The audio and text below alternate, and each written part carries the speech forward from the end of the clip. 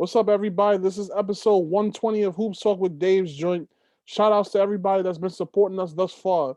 For those who haven't seen any of our episodes, go check us out on YouTube, Facebook, and IGTV. But before we start, we gotta pay some bills real quick. So this episode is sponsored by the Players Circle. I discovered the Players Circle in the App Store when trying to find a product to track athletes. The Players Circle is a social video platform where players can share their stats, highlights, and accomplishments. So if you can hoop and you want to get discovered, then you should join the Players Circle, which is on the App Store right now. So go check it out, everybody. But without further ado, we had a very, very special guest here tonight. He hails from the Bronx, New York, and is one of the trio that is responsible for one of the biggest summer tournaments to hit the New York City basketball scene in the 2000s and is 20 years in.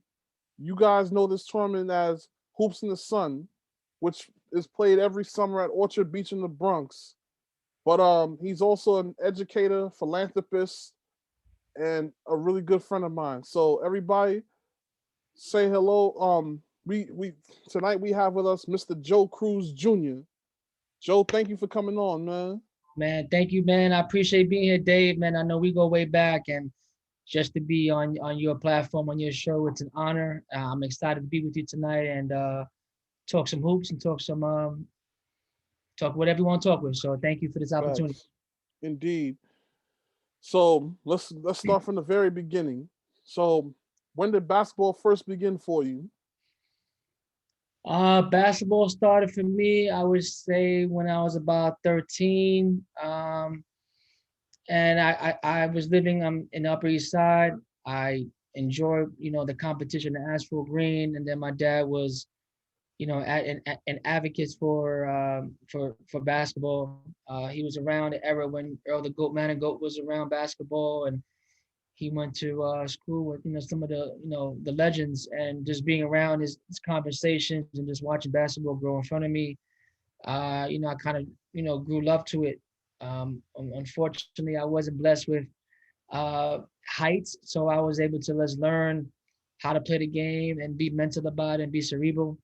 And then I love it, and then I just fell in love with it. So I decided to go take the opportunity to go to the Lasalle Academy, and I didn't know that there was so much hidden basketball tradition in there and the richness of basketball. And just having Sham Garden, you see Ron Artest, and you see people of that kind of magnitude in front of you each and every day. Kind of made me aware that basketball is bigger than me, and I'm like, wow, this is amazing. So I played it, I enjoyed it, I knew what my level was, but just being around those guys and learning it and just kind of really being around the game was really why I fell in love with the game. Mm. So you first you guys first came out, you and your brother Randy, y'all both came up in Millbrook first. So my dad grew up in Millbrook. He was Mm-hmm. born in Millbrook, houses in the Bronx, South Bronx. I was born there, and then 3 years old, I moved to the Upper East Side of Manhattan, where my mom resides, and we started, living our life there. My dad's lineage to basketball and to the Bronx is Millbrook, and him, going to, Benjamin Franklin, and his brother going to Rice, and just having that lineage of this old school tradition basketball and sports. He lived that whole life, and then I was able to really see his trial and tribulations. At 13, like I mentioned earlier, love basketball. In 1992, I was in Lasalle, and after that, lo and behold, I played varsity B. I've seen guys play at the highest level with Shan and Eddie Leesma and Sharif Fajardo and Ron Artest, and then I just said, I'm gonna try this. I'm gonna try this basketball thing, see what it takes me. Decided to go to Iona for a quick stint. Knew that I was beyond my athletic skill set, and I decided to go to TCI. Played 2 years there with Kevin Bridges, the Ninja. Shouts to Kev. And then I decided to finish up my career at Lehman College with my boy Mike Patrick and Chris Bowman, who are my longtime friends, and so many other good people that I came across at Lehman, and finished up my career there. Then decided to do a little stint in PR for the junior national team. Then I got hurt, and then that was the beginning of my exposure to hoops in the sun. That's when my dad decided to give me the opportunity to be around that. So talk about growing up in the Upper East Side, and what was the basketball culture like over there? I was soft, man. It was totally different, man. It wasn't what you see in the parks, and it wasn't what I was exposed to in the Bronx. And it was you just learn how to adapt. And then at that time, I was just park hopping, trying to really absorb the game, and just every different culture and life around the basketball is what interests me. You meet people, you network, you just you have lifelong friends, and I think that's what basketball allowed me to really be exposed to, and those lifelong relationships, and a camaraderie that some like how we have, and it allows us to kind of keep in touch. And that's what I learned once I got hurt. I knew my career was going to be a little short, and then I decided to be more serious about just learning how this tournament stuff works. I played for my dad's team when I was younger. I played for Pops Five, which is started as starting five, then became Pops Five, and then I played that, and he wanted me to have my own team, wanted me to play in my own tournament. I wasn't the kind of guy that got a call, but like, yo, you got a game at Dykeman, you got the game at Watson. So my dad was, kind of felt like, hey, I'll give you your own tournament, you have your own team. And then lo and behold, I didn't know I'll be here sitting with you talking about hoops in the sun 22 years later. Indeed. Now, what were some of your tournaments? Some of your favorite tournaments growing up? My favorite one, when I was growing up, I definitely loved the GOAT tournament. At the time when I was growing up, I used to be at Ray Diaz tournament before Nike Pro City. I definitely love Dykeman. I didn't get a chance to play in Dykeman until I was a little bit older. I admired Gun Hill. I didn't play in Gun Hill, so just seeing those parks, but playing it, I would say go Ray Diaz. I played at Hokum Rucker tournament at EBC, so that was a great experience. And then a couple of other things that we did that my dad and I decided to do outside of New York to kind of take a traveling team and experience ourselves outside of New York. And we did a couple things like that. So I was able to play with Ray Rivera, Shake Fall, Obadiah, who's his son plays for the New York Knicks now. Um, um, Kev Bridges. Danny Basil. I played with Smush Parker. These guys are just incredible athletes and people. So and they're all my friends now. So basketball changed my life, and Hoops in the Sun created that opportunity for me. Indeed, man. Um, yeah. So talked about mentioned Earl Manigault earlier. What? Talk about the goat as a person. Go as a person was incredible, man. Like when you sit back and realize that this guy is a worldwide legend, and he's actually one of the most humble, quietest dude, and you can ever meet. I was able to see Earl at his later stages in his life when he was doing his tournament, the Walk Away from Drugs tournament on 99th in Amsterdam. And I was that was my dad's. He actually got a chance to relive his childhood.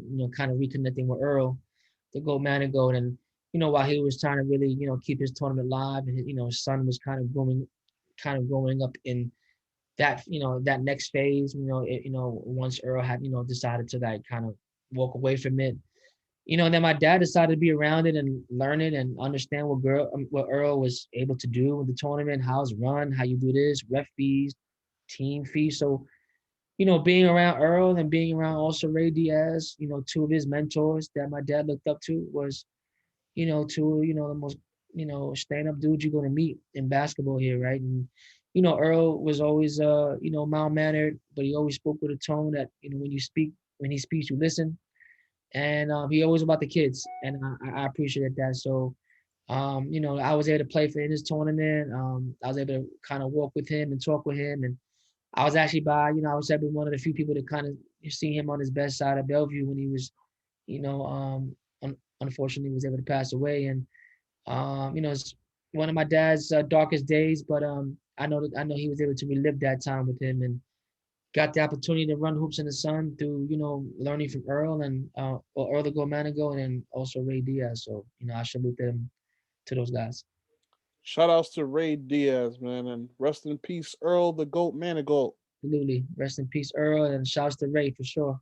Yeah, man. I'm always trying to find some old stuff, some vintage stuff on Earl. You can't find nothing on that man. The It's only tough. thing you could really see of any memory, maybe some old clips here and there, Right. and then that movie that was on HBO, which Yeah. is a good movie. Good movie. You know what I'm saying? But I want some old newspaper clippings, man, from the old Ben Franklin days. Those are gonna be really, really hard to find. Yeah. But yeah, moving forward, let's talk about your time at LaSalle Academy. What made you decide to go to LaSalle of all schools? Hmm.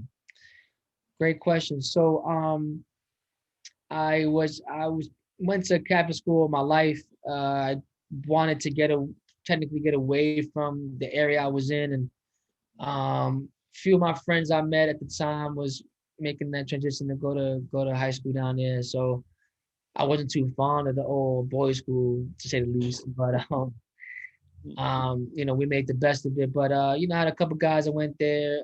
I heard about the basketball tradition down there. I wanted to be around greatness in the South, allowed me to be around greatness, with the likes of Bill Aber and Sham, who I call my friend now, and Ron, who's Meta World Peace. These are my guys now. So, just kind of seeing them grow with me and, made the right decision. So I decided to go there 4 years and, one was for education and two was the opportunity to go to a competitive, college and opportunity to get a scholarship. And that was pretty much my angle. And I was able to kind of get both of those. Not where I wanted to be at, but, I got there. So that was my choice. So yeah, you mentioned you played varsity B. Mhm. Talk about that experience. Yeah, I played freshman when I first came in. I had a good feel. I felt I could contribute, and then varsity was just too competitive, man. It was like you had about three medal All-American on one team. It's like it's hard to really get an opportunity to get some time, and and you're playing, you're watching Shan and majestic maps of the world. You're not going to get any time, and rightfully so. Those guys are legends, and they put on for LaSalle. So I decided to go varsity B. I believe his name was Coach Catabacho. He was kind of a crazy dude, and but he instilled some discipline on the players, and I was a lot of see how close I can be competitive to play on varsity A. So it gave me an opportunity to humble myself and knew my skill set, and I was able to be successful as a contributor for varsity B. And after that, I kind of realized like my basketball career wasn't going to be where I wanted to be, and I wrote it out all the way. I tried to do it, and I felt like learning the game of basketball and the business part of it was going to be my niche. Now, talk about what the comp was like in open gyms, tryouts, etc., etc. Oh man, the Sal's at the time, the older Sal, the one on Second Street was a matchbox gym. So, you had to play defense, and you get your ass cut. You're gonna get your ass cut in that gym. So, Mm, you right. know, um, say what you want about Catholic school. They prepare you for the top, top competition at the highest level. I mean, at that time it was Kareem Reed, Felipe Lopez, like, these guys are like studs, and you just kind of seeing them play in this matchbox gym and the crowds are jumping and you couldn't get a ticket, even if you were a student there, you have to, you just had to be there early. The lines are crazy, and they were a show, man. LaSalle was a show. I mean, I seen Sham do the crab walk at LaSalle, like in the middle of a game, right? So I mean, I remember those memories, and I remember rebounding for Ron, and before a game, like just like kind of being around the element, and it was an incredible vibe. I think that's like the first time I was able to see high school basketball with electricity that I never felt before in my life. I felt like it was a college game. You know what I'm saying? Like a Mm. March Madness. Those games were like heavily incredible and one of the best games I've ever seen in high school basketball for sure. Now, were you there for that Blizzard game in '94? If I know you know more than me in terms of memory, but if All right, there's a so doubt there for sure. basically, this was the game that happened. I want to say January 1994 when they played Rice and they Oh beat them in the Blizzard, and that was the only game in New York City that yeah, day. that gym was incredible. I mean, you seen flags, you seen horns, you seen everybody from each hood and village to be part of that experience, and everybody wanted to support their player and from their respective teams was incredible. Man, Felipe and them had Felipe is impact was incredible. Kareem was incredible. Sharon was incredible. So, Vasima Estamol from Long Island Lutheran, like just remembering these guys playing, like Willie Thursh. I'm like, you're like, these guys may not remember these names now, but these guys are like, hidden gems, and these guys are going to top schools like Virginia and Syracuse and, Providence and, what I'm saying, Arkansas. So they were no slouches, and, seeing every day in a Matchbox gym felt like how West Fourth is, what I'm saying? Just more confined, what I mean? So I know those crowds were crazy in that little gym. couldn't get in, Dave. And if you remember, you got to go down the steps to get to the gym. Yeah. I was actually So Elite 84 and Vision Academy, they had a workout there back in September, early Yeah. September. So I went inside that old gym. You know what I'm saying? Like, it's kind of dark. Like, were there two sides of bleachers back when you were in school? Only one side. Jesus Christ. So like if you come in the gym this side, this on the right hand side had like Yeah. corridors and like a little bit of seating area, but had more lockers. And then on this side was the wooden bleachers, but on like 5 levels. So like they were like sardines on top of sardines. Yeah, Allowed yo. me at the time to sit on the baseline, sit on the sideline, just to add more seating. And then if you remember on top, you can kind of see a window to the game. So that was another way that people were trying to get to see this game or these games at its finest. So can imagine that. Mm.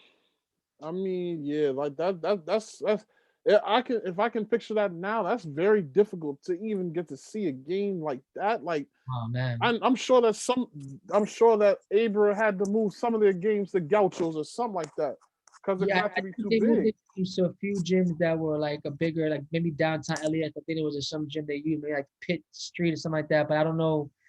But I know most of their CHSAA games, like with sanction games, were in there too. So they were like, I mean, they were. It was incredible, man. Like all you see was see red because that's our color red. And you see the cardinal in the back of the gym on the Yeah. floor, and it just had like some kind of like historic mystique to it. So, and then when you see like these old school uniform, like the old school Olaf uniforms, like Yeah. this, you don't see the sponsors, you don't see anything flash that you see now. It's like hmm you're going into like an underground, fraternity, and that's how Lasalle and these games were for us back in those days. So were you in the same class as Ron Artest / Meta World Peace or before? No, I was so when I think I was a senior and he was a sophomore, so he might have been coming out later on, like a year or two after I came out. Oh, I so you were graduated. Yeah, when did Ron graduate? 97. So oh no, he graduated 1 year after me. I graduated 96. Okay. Shout 92, outs, yeah. 96. Shout outs to the LaSalle Academy graduating class of 1996. Yeah, Shout out to them. Where you at? Come check me. I haven't seen you guys in decades, man. Oh yeah, and then now that we think about it, this year's the 25th anniversary of you graduating high school. Any hmm reunions coming up that you know about? No, man. They send me some stuff in the mail. I don't really pay that no mind. It ain't Nah, you not got the to. same. It ain't not the same Second Avenue one, man. I need to Yeah, I go back know. Yeah, there. yeah. It was Because on they Sixth they Street. It's they like, had to move it to the other spot on 6th Street. yeah. And I went there to see it because I know that head coach there, so he kind of been dragging me. He's like, yo, man, you one of the fellow Lasallians that need to come back and let them know what you've been doing. Right. I went there and I was like, this ain't this It doesn't feel this right. Second Street, Second Ave, man. Yeah, like that. Annex. Like I the need if annex. anything, I agree with you on that, Joe, because the 2nd Street gym kind of looks a little better than the gym that they're playing in now. Like Yes. the gym they're playing in now, yes, they have extra bleachers, but you have to stand on top of the stage Yeah, and have just to see the game. big columns that really block your view in certain Yeah, areas. it just doesn't. It don't feel right. Even though it's nice, I love what they're doing over there, but it just don't feel right.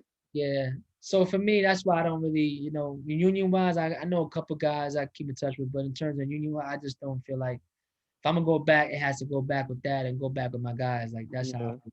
If anything, like because I know that there's another school that owns the rights to the old building now. What they could do is at least let them have a couple games a year over there.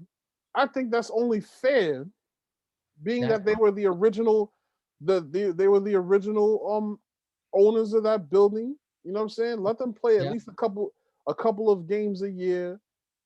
Because I mean, so much history was built, was had in that old gym. Like, for those that don't know, watch the Basketball Diaries.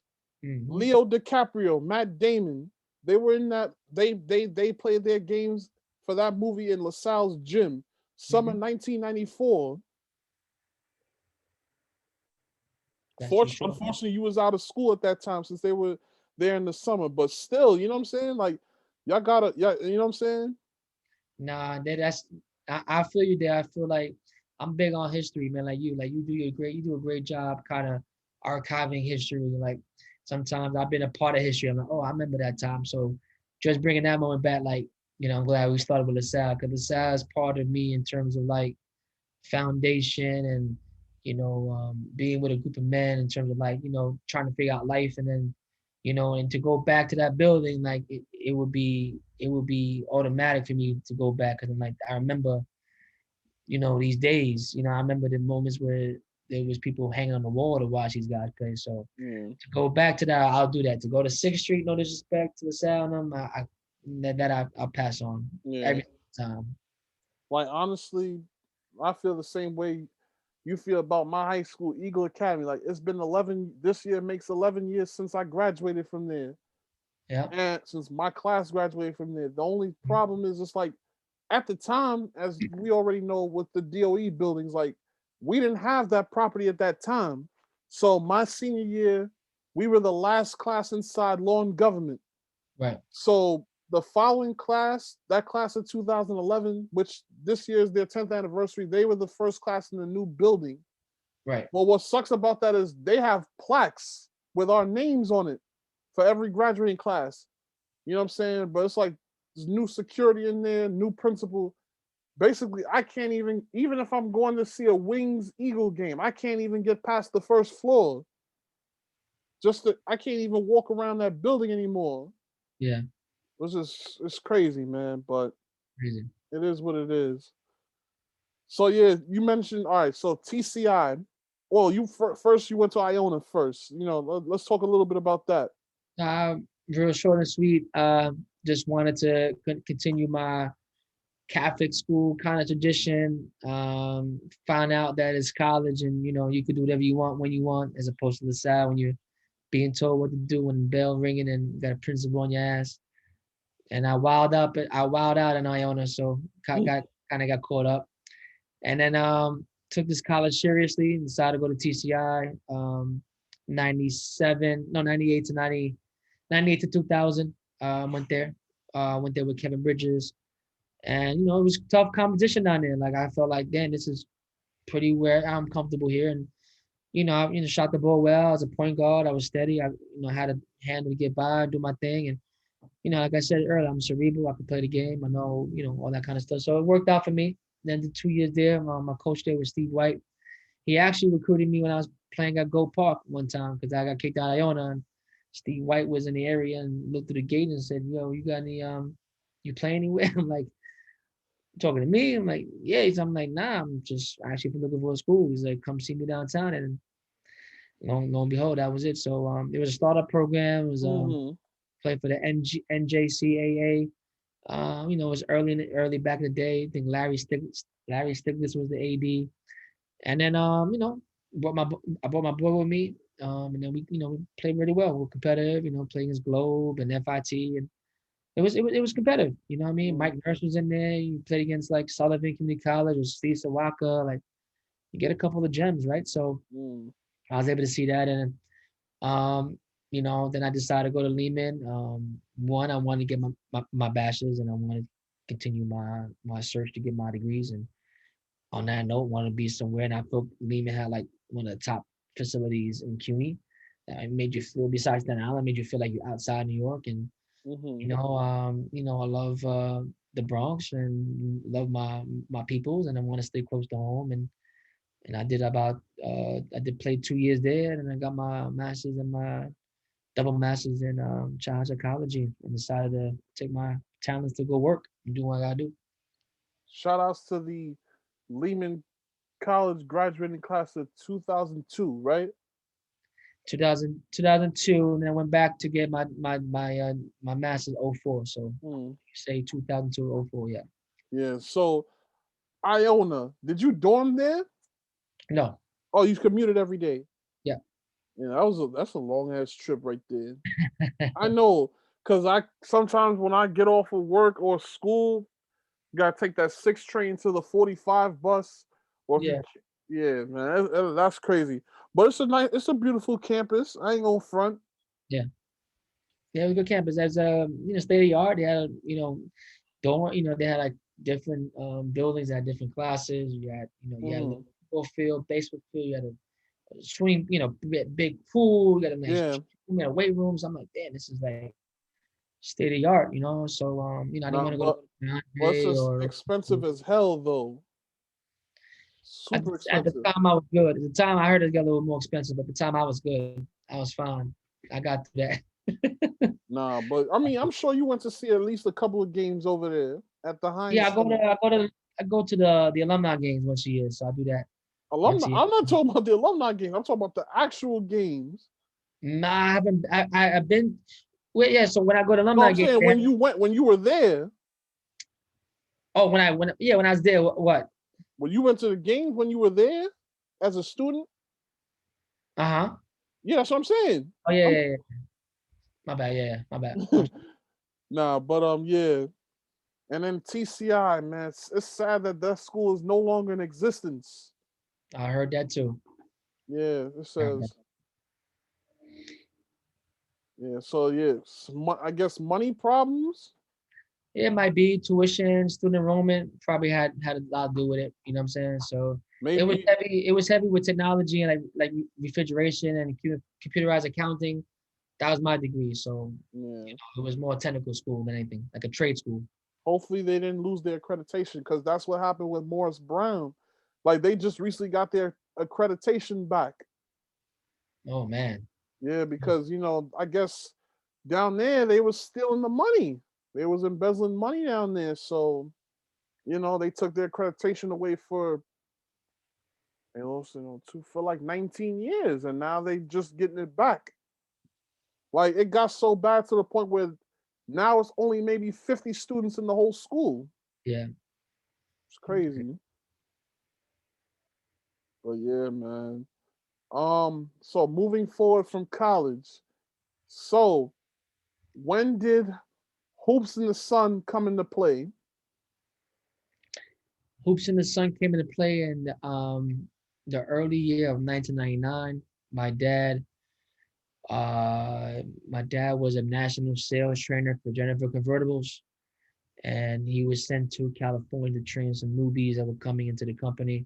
And that's primarily his role to go to different states to kind of build a company from that standpoint. So in his visit to California, he came across Venice Beach, fell in love with it, and said this reminds me of Orchard Beach. And at the time that he was saying it, between 99 and later on in 1999, they were doing renovations to kind of fix the park. So how you see the park now, the courts are actually opposite. So they were facing the beach and to the parking lot, not beach to beach. So they made the renovation that kind of mirrored Venice. And my dad's like, "Yo, I want to do a tournament." At this time, I believe, I'm not too sure. I don't want to really quote it, but I think Earl the Gold passed on, I believe, and then Ray Diaz is really getting Pro City off and growing. And then my dad was like, "You know what? I learned from these guys. I can do the same thing, and I'd rather do it at a place I call home in the Bronx, and I love the beach." So my dad always went to Orchard.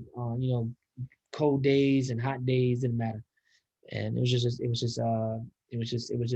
escape. So when he came back from that business trip, he sat down with me and Randy. He was like, I wanna do a tournament. And I'm like, at that time, who do you know? How you getting the players and that kind of stuff? Like, you don't know anything about basketball. Like, there's already going on. And my dad was like, I'm just gonna take this. I'm gonna learn how to do it. Like, I'm a sales trainer. I'm gonna learn it. And how can I do that? How can I do this? Be successful with two of the best people I know that helped me. I'm like, okay. So then, he hit the ground running. Went to get the permit. try to go through those trial and tribulations, realize that he needs some sponsors and get teams. And then 2000, we birthed Hoops in the Sun.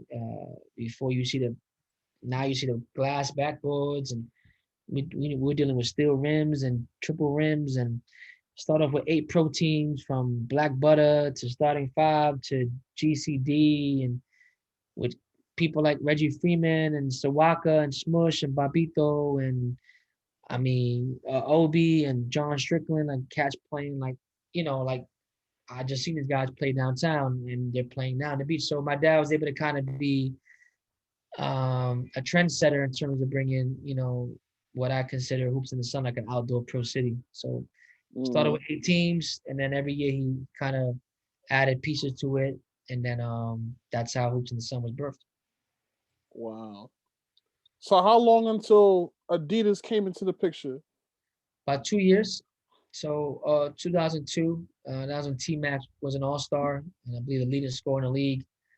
Um, we knew, at the time, Jared Leak was our marketing director, and shouts to Jared. He's a really good friend of mine. It's my brother, so shouts to Jared. And he was our first sponsor, DME, and him and Nick Storm were close friends, and we were able to kind of get Jared to work with my dad and us to kind of really kind of roll out what Hoops in the Sun's going to be and align it with people. So through his network of people and resources, we were able to get a traction from Adidas, and we were able to have conversation with the powers that be. And my dad being a sales trainer, was able to get a deal in place, and so the fact that you can, it's the East Coast, Venice Beach. There's no place like it, right? So say what you want about it. It's hot, it's far. I get it. But when you get here, you're gonna get quality basketball, and you're gonna get it at its finest. You know what I'm saying? So I'm one of the ones that do the traditional basketball. I want everybody to get better. So that's my dad. My dad wanted everybody to get better and play under NBA rules, and be ready for the next level. So that was my dad's vision on that. Now, speaking of NBA rules, the summer of 2002, Three Stripes, aka Adidas, brought out a special player to the park, and his name was Tracy McGrady. Yes, Talk sir. about that moment. It's one of the best moments of my life, Dave. Mhm. Best moment of my life, brother. Like, you have a 30-point scorer walking to your park in a limousine. Limo. Yeah, so this is how it went down. So at the time we were sponsored with Mountain Dew, and we're sponsored with Doublemint Gum, and the campaign was Cold Red. So at the time, T Mac was in the city. I think he did some in West 4th. He did a couple commercials with Chris Webber. And then, again, do Jared and my dad's, connection, and the how it worked out with Mountain Dew, and how it worked out with Adidas, that, T Mac was an athlete for Mountain Dew and for Adidas. So in a collaborative effort, the both companies came together and say, why don't we just do a moment at the beach with our flagship tournament that we sponsor, and let's let it be crack the code. Let the fans figure out who's in the limousine with a bunch of alphabetical letters to put together like a puzzle. Mm. Give a bunch of kids random, TRACY, Tracy McGrady's name, and kind of fill it over. So the kids turned over. So mind you, my brother's in the limousine. He's in my dad. I'm playing in the game. So my team, my house team, Pots Five, playing against, I believe it was Gun Hill or somebody like that.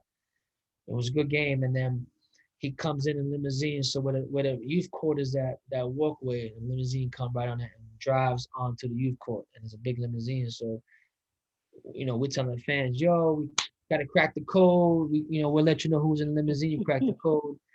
And my sponsored by Mountain Dew, so we just doing that, and we, kids turn around on letters and they spelled it out. Tracy McGrady comes out 6'7", T Mac Adidas outfit with his T Mac 2 sneakers. I'm like, wow, this guy's huge, and wow, this is an NBA all-star in the park, right? So Mm.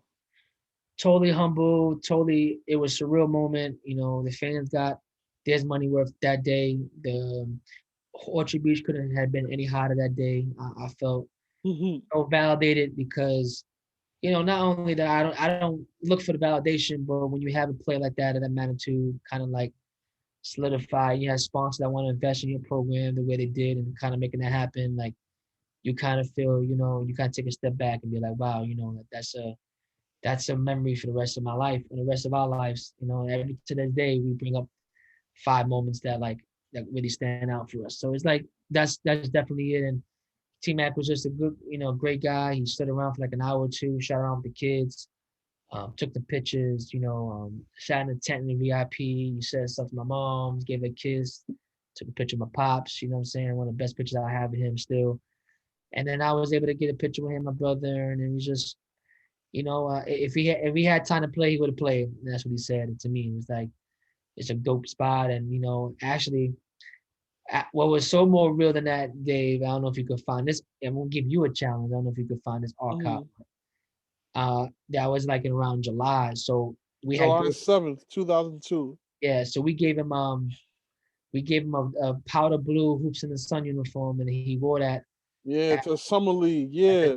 league with Doc Rivers, and I'm like, Yeah, I'm looking at that picture right now. so I'm like, that's crazy. That is, and then even more than that, um, at the time, an advisor from Adidas was, we were close at the time, and he was working with T Mac, and I was in Orlando, and then I remember I said, "Yo, I'm gonna hit up T Mac to get some tickets." So I was hoping that T Mac would remember, right? So I hit him on. I forgot how I hit him at the time. It might have been email or BlackBerry. I don't know. And I hit him, and then lo and behold, it was tickets for me and my brother and my boy at the second row, like just to watch the game. And Mm. saw the game. I met his wife. Like it was dope. And to this day, we have minimal conversation, but I know that he knows who I am and who we are, and we always grateful for that. So, Mm. shouts to T Mac, that's my boy, and I appreciate you, creating an everlasting moment at our park at the beach. So salute to you. Shout outs to T Mac. And T Mac, if you ever see this episode, man, you gotta come back to Orchard Beach Yes, sir. sometime in the near future. But yeah, Yes, sir. T Mac is doing great. He actually has an AAU program now. Yeah. It's He's a called Hall Team of T Famer. Mac. He's a Hall of Famer on TV with the jump. So nah, T Mac's my guy, man. I mean, he's been nothing but class act. So I mean, everything's getting now, that's deserving. Yeah. So yeah, unfortunately in 2004, Pops Cruz passed away. You Yep. know, how hard was that for you and Randy losing Pops? Hmm. You know, it's a long time ago, so for me, it's devastating still. Just because I was 24, maybe at the time 22, I don't know, I'm gonna forget. I was young and I was still immature, and I wasn't, ready for this thing we call life now. And it was just, it was taken too quickly for me. I was starting to really develop a bond with him on a more mature level and adult level, and so was my brother. And we never really got through that part of that fatherhood and son. So, I missed that. But, you know, um, learning from him and the leader he is and the man he was, the father, the husband, and, who he was as a person, as a mentor to people. And people still say his name now. Like I know why. So for him, I miss him every day. It was devastating for me and Randy. Actually, that I never told a story, but that year after '05, I wasn't going to do the tournament because I wasn't confident in myself. I felt like I was just really, just literally last year playing with the same guys. I'm telling them to get here on time and give me your money on time, and I want to forfeit clock you, and you can't play here and throw you out. I just felt like it was just, from player to CEO, it was just so different. And I didn't know I could create the boundaries the way I have now, before. So, I remember my brother told me, shout out to Randy Cruz. He told me, he's like, listen, man, I can't do this without you, man. Like, dad gave us this and we got to figure this out. So I tell you, Dave, like I wasn't going to do it. And then I said, one day I woke up and I said, let me call Mountain Dew, let me call these sponsors, see if they're really going to even, fuck with me back. I don't know. Call them. And they was like, yo, I'm waiting for your call. When are we doing this? I'm like, and I'm like, Wow. wow. And I'm like, we made Hoops in the Sun 2005 in Mountain Dew cans for your father. to commemorate, to honor him. And, I called Adidas. They were like, yo, stuff is already in motion. I'm like, what's going on?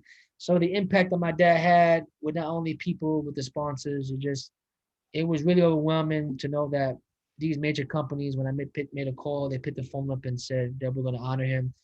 I remember these sponsors coming to my dad's funeral. You know what I'm saying? So for me, it was just like kind of like surreal. And, this guy was larger than life. And in the minimal time that he was able to impact people, it was just so incredible. And what he means to me is like, what he means to me and Randy is the reason why we do what we do now. So from Hoops in the Sun to the Summit, it's all about giving back. It's all about, impacting, the Black and brown community. And, Hoops in the Sun, I wanted to be a flagship program for the Bronx, not only for basketball, but for mental health and fitness. So that's our Mm. goal. So yeah. Rest in peace, Joe Pops Cruz Senior. Yes. Now, what I was also gonna say is, it's amazing how the Lord works, because even though Pops was no longer here, he still made sure that those sponsors were still in motion. Yeah. Yeah. Man, I'd say to this day, I'm like, I remember like it was like six sponsors said, yo, we're going to take care. You don't even worry about it. I'm like, you just got to be the face and run it. I'm like, huh? Like this. And again, I was like, maybe I was a little spoiled. I'm like, this that easy? I'm like, no, it can't be that easy. And then I realized later on, it was never that easy because Mm, people move on and people get opportunities to go somewhere else. And those people, the one thing you know about this day, this world, and this business, and I know is about relationships. But people no matter yeah, what you know, is who you know. yeah. So, it's about those people. So, shouts to, those wonderful people that Adidas and Mountain Dew and all the sponsors that took care of us. Mm, And to this day. So, I just appreciate it. And it was heartfelt to know that my dad was in kind of honored the way he was, and and people looked up to him, and still to this day, always asks about him. So I mm, mean, that means a lot to me and my family. So I want everybody to really hear that and know that. indeed. So yeah, the following year, 2006, I was 13 years old at this time, and this was I believe it was a Saturday evening. I went to Gauchos for the Rice St. Ray's alumni game. I don't know if Yep. you remember this. Okay. And Uh-huh. I believe there was a raffle ticket being given for a Hoops in the Sun uniform, a whole uniform. And the lucky recipient of that raffle ticket was me. It's you. And yeah, I still got that jersey. I don't know what I did with the shorts, but I still got that jersey. Appreciate you, man. You always been a fan of us, man, and I appreciate you. I've seen you as a young kid to be a young man to an adult, right in front of my eyes. And Yeah. I tell you, Dave, man, you've been counted out, and I always appreciate your determination and your admiration to kind of make make New York basketball and tournaments have a better reputation. And I appreciate Mm, that because indeed. you try to preserve the essence of what it is for basketball, what it meant to you. And I know people like myself and the other CEOs and commissioners of basketball, like they know that from you. So I want you to know that you're very special to us, and you mean a lot to us. You continue to keep that energy with us. And I seen it, man, when you was 13 walking around and bringing that little camera around, and now to you being, your own entity. Mm, It's truly a blessing how you developed, and I'm proud of you. indeed, man. I appreciate that. So yeah, talk about some of the finest matchups that you've seen at Hoops in the Sun. Man, I'm gonna miss a few, man, but I don't know if you remember, Dave. Remember when I used to do the games at the Baychester, the spring league? You had a lot of games. Listen. You guys have done so much over these last 20 plus years, so you could fill me in. Okay, so I remember there was a game. I don't remember the year. My brother's good with years. I'm not good with years. So I know there was a game with Bingo All Star versus R2K in the gym in the Bronx. Mm-hmm. And I advertised this game as Baychester is like the mini Madison Square Garden because the spring league was like it was like the farm league for baseball for us, where people would get opportunity to come a little early to play hoops in the Mm-hmm. sun style games to get ready for outdoors. So from Kiki Clark to Lee Church to Rashomon Jones to Dwight Hardy, whoever. It's just a lot of people I want to miss. So I remember I advertised the game, so I said I'm gonna make some R2K shirts. I'll make some bingo shirts. So when they come in, like, what are you going for? Bingo R2K, bingo R2K. So literally, you see the gym in half black, half white. So, I'm not really paying no mind to because there were a couple of games before the last game. So we had entered to the point where like this gym was like how Lasalle was when we talked about earlier. Then when I looked around, I seen like the Baychester gym, the Baychester gym, they have the two bleachers, Yeah. and then like they put the chairs right by the mirror, by right at the glass area, and then this shit is all wrapped around the benches, like amazing. And then doors on the sides open. Got Ian Begley in the corner taking some like Bronx snooze people in the area. I'm like, amazing. I have my DJ rocking. Hmm. There was literally like maybe like 500 people in there, like more than that. It was like zombie. It was like hot. The AC didn't work. It was like one of the best games I've ever seen. Like with Bingo RTK, you talking about like Mike Glover and Glover, talking about Dobie, talking about Dwight Hardy, talking about Getty, talking about Nick Murphy, talking about I mean Big Baby. I'm missing people Hood. I'm missing some guys. So it was one of the best games to kind of see, And I know it was Ralph who played at wings. Like it was some great talent on that floor. And for a spring league, it felt like a playoff game at the beach. Mm. Another game that stood out for me, Brooklyn Stompers, Av Life a couple of years ago. All the Sean Bell, R2K when outdoors when R2K when they won the first championship. Ra had a great team. Ra beating 914. Ra had a couple of great battles with Bingo. Um, 914 had a great run. Um, I mean, it was so many classic games.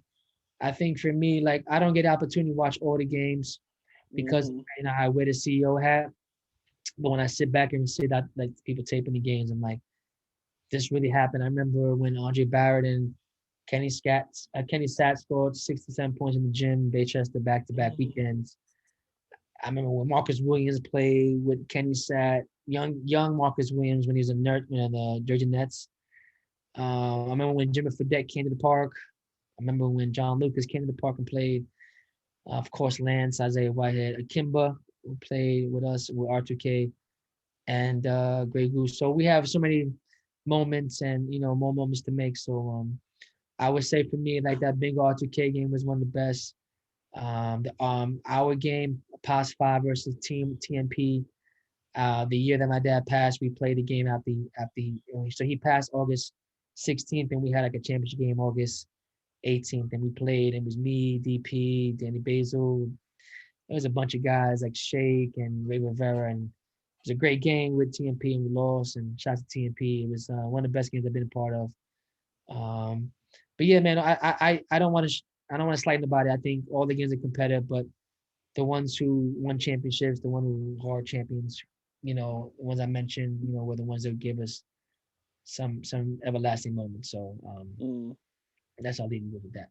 Nah, so you not only did you guys were you guys sponsored by Adidas, but before we talk about Nike, we're gonna talk about K1X. Okay. Now, talk about that time when you guys were sponsored by K1X. Yeah, man. So people will say what they want about me. I take chances and I take opportunities that's best for my tournament and best for my family, So K1X had an opportunity to work and invest in our program. I shouts to Caesar, shouts to Niels Yaga who kind of gave us that that love, and they were came to us about doing an investment with us on the beach, and um, just doing that, and just doing that, and they came to the opportunity to work with us, and they decided to invest. And it was great because at that time they were heavily in street ball. They were working with Homicide and Rick Abadak on shoes, kind of some homegrown from New York. Mm-hmm. Like the direction in terms of like it being homegrown and focusing from an international perspective. Kind of gave some more eyeballs for athletes to kind of get their not only wear their product but also kind of get an opportunity for other players and athletes to be maybe looked at. And then financially and for us and what it was at the time, it fit us best. And I, Hoops in the Sun is different, is unique, and not taken away from anybody else and what they do, but some partnerships are not meant for certain establishments, and sometimes you get tired of it, and sometimes you just make the best move for what it is, and sometimes you win some, you lose some, and I've done both. So K1X was definitely an opportunity I enjoyed. It gave us more creative opportunity to work with athletes and kind of highlight our youth and highlight some of the things that we're doing in the tournament that wasn't getting much attention, and we wanted to focus on that. And then we want to tell a story, and I think that was the good thing about K1 is they told a story, and they wanted to keep it street ball and urban, and they kept it like that, and they used had our platform as that. So shouts to K1X and that experience. Mm. And then you guys were sponsored by the biggest brand of them all, Nike. Yes. Now talk Yeah, I about mean, those Nike years, man. man, those are one of the best years we had, man. I mean, respectfully, I was able to work with multiple companies in the same, industry, and I respect them all. But Nike was, one of the creatives, one of the most creative, innovative, and expounded on our program. And without, without Nike, I don't think that some of our, you know, programming opportunities, activities, exposure would be where it's at now. And I had a great time working with them and doing some project with them, and working with them on like I forgot what it was. It was like that TOC when they did the Mm. player of the year. I was able to we were able to have a great opportunity where Kenny sat on that, because Kenny sat was our Nike player of the year 2 years in a row. He averaged damn near 40, 50 points in our league, and at the time we was represented by Nike, and we were the first year at Goat Park. I'm glad we spoke about Goat. Goat Park is one of the first parks to hold TOC. Yeah. So I was kind of one of the first ones to see that kind of fruition.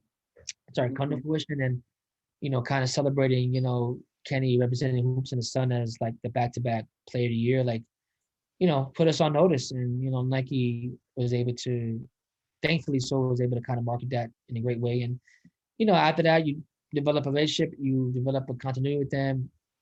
They start to trust you, you trust them, and then lo and behold, became a partnership, and we build that out. And then my experience with them has always been top notch, and class acts, and I don't Mhm. like you said, they're the biggest company in the world. So I mean, there you go. So we've already spoken about the sponsors. Let's talk about what it's like to be an independent. Running a tournament without the sneaker sponsors. Yeah. Um, Dave, it's like you, man. Like we're independent people, right? So, for us it's about integrity. It's about, where you see your brand, and, how you want to elevate it. And, sometimes, no disrespect, sometimes sponsors are in a place where they can't do more than what they're doing. And, you know, I'm about evolving. You know what I'm saying? Like I have the hardest job, I think, sometimes in street ball, because I don't have a built-in audience. You know what I'm saying? I don't have an audience that I have to bank on every single time. I love those audiences that come out. I love that. I just don't have the opportunity to have that every day. So I have to build my audience according to the weather and according to the how things are going to kind of flow that particular weekend. Hmm. So, for me, it's a little different. So it's harder. And then kind of selling basketball on the beach has always been a hard sell. People don't know what Orchard Beach is at. Hmm. Complain about the travel, the distance, the heat. We spoke about that earlier, but I totally enjoy Hoops in the Sun. I think it's the Mount Everest of basketball. It's the hardest feat to climb. You know what I'm saying? And people want I feel like, how can I be more honorable to my dad if I sell myself short to you know sponsors that don't really see that mutual interest. You know what I'm saying? And sometimes sponsors have their directions, and that's cool. So I think for me, being independent was just about understanding what your program is about, what it's built on, the foundation, integrity. And it's scary, man. Like, you don't want to be independent, because out here, I think it's about finances and support. And Sponsors play a big part in that role. Yeah. And you come across some, you lose some, people move on. That's the hardest part of this industry is kind of maintaining those relationships to kind of keep you in business. And I've of course, like I told you, my good, I've had my bad, and I've had years, and I'm still to date, without an apparel sponsor and a shoe sponsor, and that's fine. And I was able to kind of carve my niche to be independent, so I don't have to become dependent on that. And it taught me another way to kind of, build my business and be self-sustainable. Because at one point in time, there will be a time, Dave, that people will come to me and ask me to work with me, and there'll be a time they'll come to you because they'll see how sustainable you are and how much you do this work, not Right. for the money, but I do it for I do it for different purposes. My dad and hoops in the sun of my soul, man. I spent 20 years of my summers at that beach where I could be on Sandro Pay, I could be with a female, I could be anywhere in the world. Right. Married, I got kids, whatever it is, I sacrificed, pretty much half my life for that. You know what I'm saying? Because I knew what my dad did for me to give me a business that could be lucrative and also give back. So, Right. that's what it means to me. And anybody listen to this, I'm not trying to, no empathy towards me. I look forward to challenges. I love the opportunity to be independent, but I also love the opportunity to work with partners that truly love what we do and love what it's based on. You know what I'm saying? It's a family oriented tournament that has a street ball vibe and it has a chill out vibe and it has the beach and what kind of and I don't know what other ambiance or venue kind of serves that purpose better than Orchard Beach Troops in the Sun. Mm. Well said. And as far as the sponsors thing, like I kind of thrive. I would. Don't get me wrong. I would. I would love to. Be compensated for some of the stuff I do. Right. You know what I'm saying? It's we all love money at the end of the day. Of But course. you know what I'm saying? Right. But there has to come some type of integrity. Yes. Because if people can see that you can be bought easily, they're now it's like it's very easy to take advantage of that of said person because it's like they know that that person is always willing to take the money. Yes. Because some people's like, Yeah. oh, um, why are you going to this event, but yet you're not getting paid for it? But it's like for me, it's more about the experience.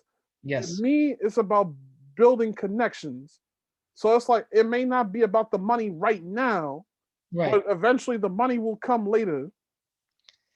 And that's what you've been built on. That's what I've been built on. And again, I've had the luxury of having both, the good and the bad.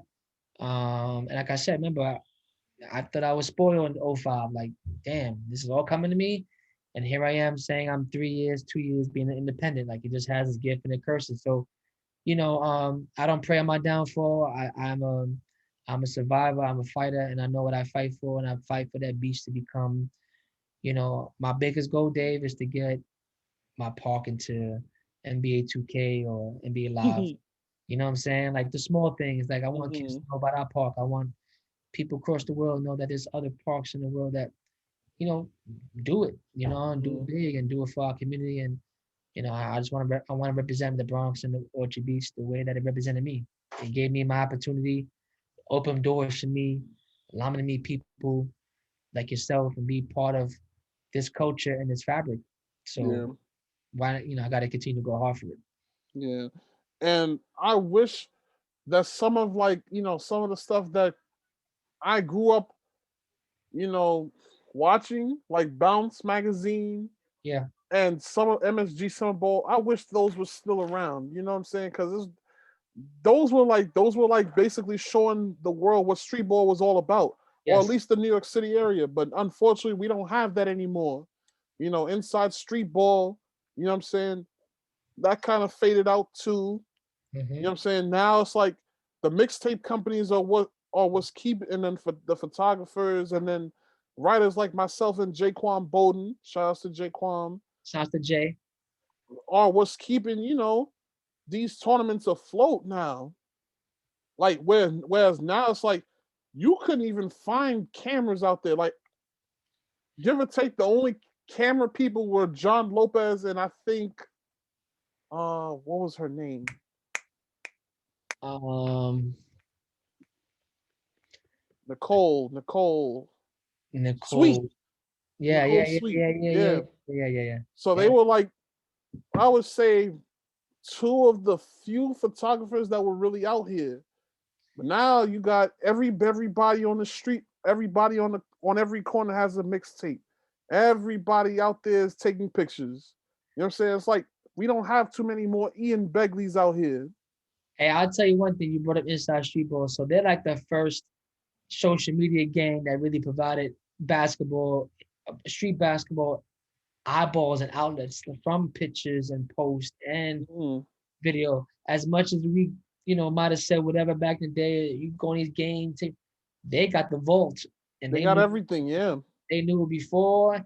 And shouts to Sherman Dawn, for kind of foreseeing how this is, how the world will be for our industry in terms of like social media and having a platform. And, Inside Street was one of those first companies that kind of, exposed basketball in terms of New York on a larger platform. So you're right about that, for sure. Absolutely.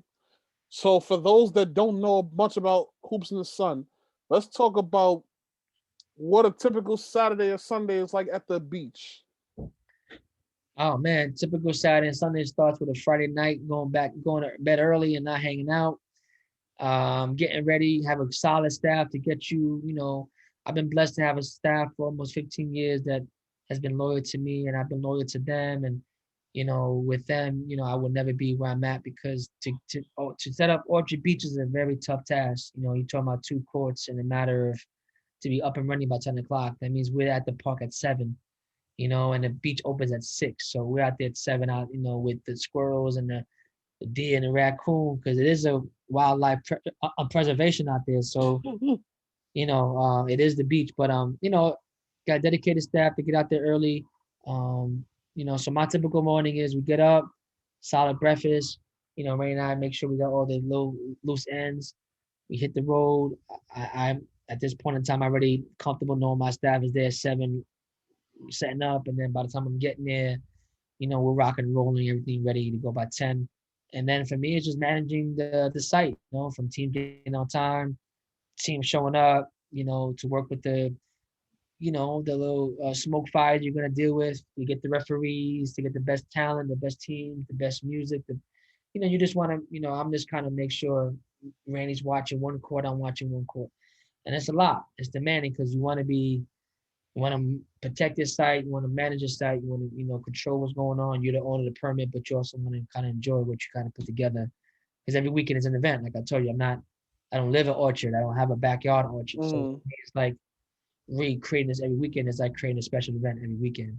So, I've been blessed to have a beautiful staff that, know, they know how I work. They know how OCD I am. They know what sticks me on, what turns me off, and you know, um, and it's a blessing to have that. So I salute them on that, and have some youth that works with us too, and just having solid people around us that keep us grounded and also keep us protected from dealing with the nonsense day in and day out. So that's how that's been going for the past 20 years of my life. So driving, I don't live in the Bronx. I used to live in the Bronx, so I drive from Manhattan up there every Saturday and Sunday. Spend my days 10 to 8 o'clock at night. Probably we finish games at 7. The time to clean up is 8.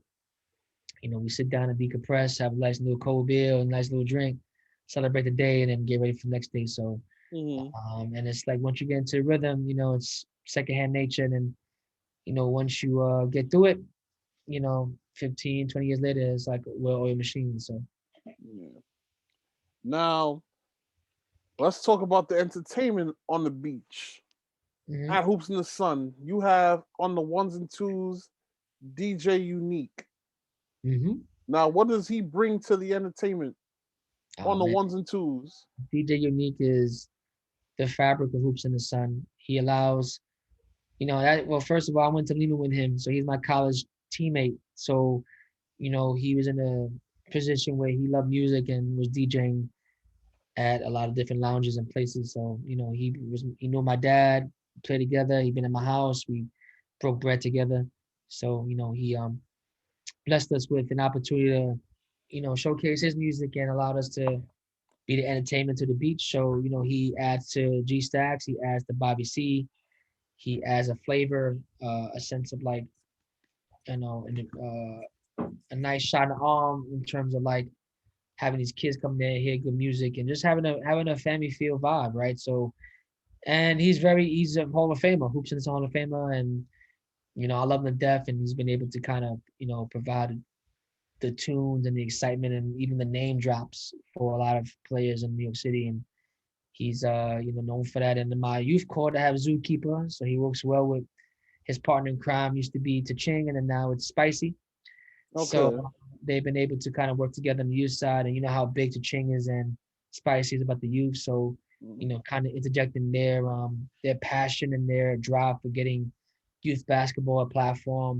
They were able to help me with the youth league, getting that up and going, but also like just adding the youth flavor to the youth side is what Zookeeper and Spicy do now so well. Indeed. Now, let's talk about the other two people that bring the entertainment to the beach, Bobby C and G Stacks. Oh man, those are that's the mouthpiece to Hoops in the Sun, man. That's the Marv Albert and Mark Jackson of the street for me, man. They just bring a different element of basketball. I know everybody's big on, that hype basketball, and I love it too. But when it comes down to, knowing the game and knowing the backgrounds and providing some color analysts to that with G Stacks and just having a great balance, I haven't met two people in the world that work so well together, especially on a platform like that, and not having egos on the mic to take over one shine, you know what I'm saying? So Bobby C's been with me since I played at Lehman. He was the voice announcer at Lehman, and my dad fell in love with him and recruited him. And again, I told you earlier, his selling skills were able to get people to kind of migrate to him. And Bobby's been a dedicated Hoops in the Sun, not only contributor, but a Hall of Famer. And, G-Stat came after that and provided that color analyst to the game that made it sound like you on TNT. And with the league looking like the NBA, with the league having rules like the NBA and having the sounds with G and Bobby on the mic, just made it, marriage that made sense. Indeed. Now, let's talk about the youth league. You outside of the unlimited that everybody knows about, you guys have built quite a great youth league. Talk a little bit about that. Yeah, so thank you for that. So yeah, we created well, we added a subdivision to our tournament. We realized that the men's were, getting at his peak. And a lot of tournaments, respectfully, were kind of transitioning into doing youth basketball. And then Randy and I just kind of, sat back and reflected on the direction of us. And like I told you earlier, with sponsors, and you kind of want to see what direction you want to go and take a chance on it. So we wanted to get more youth involved, and we added more teams, and we decided to start all the way to 10U and then add all 10U, 12U, 14, 16, girls high school and boys high school now. When we first started, we just did a couple of divisions, and now we're at 7 youth divisions, from 10U all the way to high school, and then we have our girls division, and then we have our men. So we have about over 60 teams in total from when we started in 1999 with 8 teams. So just the evolution of hoops is amazing. But just to put stats out there, like I'm doing 60 team schedules in a weekend. So it's tough in balancing 2 courts and managing egos and managing people and just managing the whole entire site. On top of that being 98 degrees isn't always the best mixture, but you know, um, if I wasn't going to do it, I don't know who else can do it. So, I'm up for the challenge. So, Mm. Now, let's talk about the summit. yeah, man. So, the summit is my well, it's Randy's creation, is now my new baby. So I won't take the credit for it. My brother was able to come up with this idea. So in the pre-COVID, we were gearing up for the tournament to kind of do its summer thing last summer. And as you know, we lived through the pandemic. A lot of things were taken from us. And one of those things were our basketball courts and our rims. So, knowing that we didn't, one, we're dealing with the pandemic and being empathetic towards people health and losing their lives and people they love. We decided to create this idea where we're gonna you know not let the pandemic control us, but also be creative in the pandemic. So my brother decided to do, why don't we just do like how the NFL does this this combine. How Mm-hmm. do we do a combine at Orchard? So, and I tell you, Dave, like the summit really saved my life and changed my life because I was getting to the brink of like, being independent so long. As much as I enjoy it, it gets very grueling on you. And then for me, it was at a point where I'm like, does this pandemic give me the opportunity to stop, Mm. reset, or stop permanently? Because as you get older, it gets harder. You know what I mean? And if you don't do this because you love it, then it's gonna be harder for you every single day. So I felt like as much as I loved it, it was getting overbearing for me. And then I think when the pandemic hit, it gave me that necessary pause, and then allowed me to kind of look at the tournament as like what else am I offering besides basketball. So Randy was able to kind of really kind of vision and see how we can utilize the resources in front of us. So I never really realized how much resources Orchard Beach has besides basketball. So I think the summit was what it created. It created the sand, the volleyball spaces, the handball courts to become pockets for us to kind of work on kids' development, whether it's through boxing and yoga and mental health, and with the sand with your agility drills, and working your stamina, and then just working on those things to get your body in place for you to go on the basketball court, and also kind of have a mindful and stressful kind of environment working and playing at the beach. Nobody's there. You hit the water, the sand. It's like everything coming together. Like so, it became like it started off with like 15 kids last year. Then it went to 30, and then by the end of August, we had 100 kids that were serving for free. Because one, there was no basketball courts, there was no rims. We wanted to be an outsource and resource for our kids in our community. Two, we had to pass Brandon Hendricks and a couple other people that passed away last year. And Mm-hmm. just want to rest in peace to the Hendricks family and Brandon. He kind of that incident set the tone about what was to come if these rims and tournaments were not going to be in existence. Right. And then we wanted to take a stance on that and provide kids who either played or did not play in the tournament an opportunity to be at our site to be safe. One, two, get your basketball on here, but also give you other aspects of how to mentally get your game prepared and get you mentally tough. So it's like the broken skull ranch, like a stone cold kind of drill. It's like that Mm-hmm. kind of like idea. So yeah, we're starting this Sunday from 11 to 3. We're starting our spring session this weekend all the way to June, and through the tournament, and then we're gonna end in October. So we want this to be all year round programming. My brother and I have a vision for this, and we're going to see it through. So I know you see the hats, the Mm-hmm. logos. We created a different version of this. So it's like how Nike has brand Jordan and Converse. We're creating the subsidiaries of the Rising Sun League, the Youth League, Mm-hmm. now the Summit. So now we have different pockets for our program to be successful. I hear that, man. So this is one of the questions that I love to ask before I lead up to the final question. Yes, sir. If you could go back to 2005 in a time, if you could go back in a time machine to 2005, what would you tell a young Randy Cruz at 25, 26, as he's taken over the daunting task of holding down the league after Pops has passed on and is now dealing with the corporate sponsors? Well, I would tell him this if I was going back to tell him thank you for pushing me to believe in myself to become corporate, and seeing the opportunity of me being the voice and the face of Hoops in the Sun, because as much as I get credit for a lot of things, he's behind the scenes. So I would say that I thank him for pushing me to continue doing this tournament. And what I would tell him now and before is like you are a better version of me, and you are going to become a better establishment once I leave. He will take over and he will be better than me because we had two good mentors in our pocket, myself to him and my dad to me. So I thank him for pushing me to get to that point where I'm at now. Indeed. Final question: what's next in the future for Joe Cruz Jr.